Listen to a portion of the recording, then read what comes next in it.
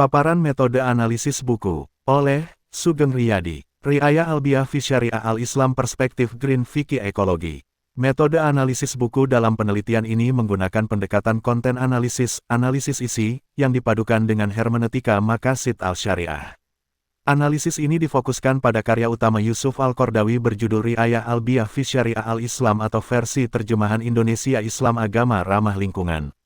Buku tersebut menjadi sumber primer dalam membangun konsep green fikih ekologi karena memuat landasan normatif Islam tentang pemeliharaan lingkungan hidup. Tahap pertama dilakukan melalui identifikasi struktur dan tema utama buku. Peneliti membaca secara mendalam setiap bab untuk menemukan konsep-konsep inti seperti tauhid ekologis, amanah, khalifah, ihsan, larangan fasad fi al-ard, anti-israf, serta maqasid perlindungan lingkungan.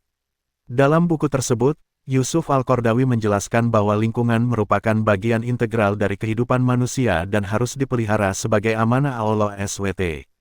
Peneliti kemudian melakukan close reading terhadap bagian-bagian yang membahas pemeliharaan lingkungan, pencemaran, keseimbangan ekosistem, dan etika ekologis Islam.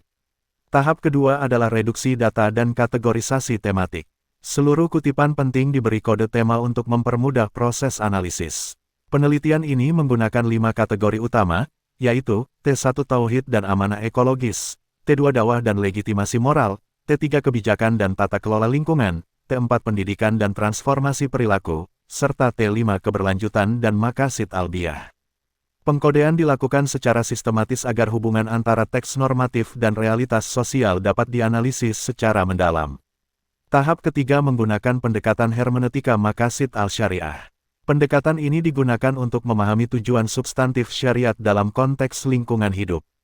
Peneliti tidak hanya memahami teks secara literal, tetapi juga menafsirkan makna sosial dan ekologis yang terkandung di dalamnya. Yusuf Al-Qaradawi menegaskan bahwa menjaga lingkungan memiliki keterkaitan erat dengan perlindungan jiwa, kesehatan, keturunan, dan keberlanjutan kehidupan manusia. Dengan demikian, konsep Hifz al-Biyah dipahami sebagai pengembangan maqasid al-syariah kontemporer. Tahap berikutnya adalah triangulasi teori dengan data empiris lapangan. Hasil analisis kitab dibandingkan dengan data wawancara dari berbagai narasumber, seperti DLH Banyumas, MUI Banyumas, Akademisi Lingkungan, KSM Pengelola Sampah, Pesantren, dan Sekolah Adiwiyata. Kepala DLH Banyumas menegaskan bahwa pengelolaan sampah membutuhkan integrasi antara kebijakan teknis dan nilai moral masyarakat. Ketua MUI Banyumas juga menyatakan bahwa menjaga lingkungan merupakan bagian dari amanah keagamaan dan maqasid syariat. Sementara itu, akademisi lingkungan Unsud memandang integrasi sains dan nilai agama sebagai strategi efektif dalam membangun kesadaran ekologis masyarakat. Selain itu, pendidikan lingkungan berbasis Islam di Sekolah Adiwiyata juga dianalisis sebagai bentuk implementasi green fikih ekologi. Kepala Sekolah SDIT Harapan Bunda menjelaskan bahwa kebersihan dan pengelolaan sampah diposisikan sebagai bagian dari amanah dan pendidikan karakter Islami.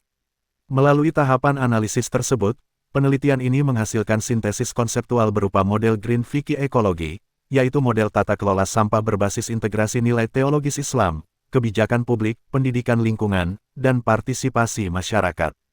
Model ini menunjukkan bahwa pengelolaan sampah tidak hanya bersifat teknis, tetapi juga moral, spiritual, dan sosial sebagai bagian dari tanggung jawab manusia sebagai khalifah di bumi.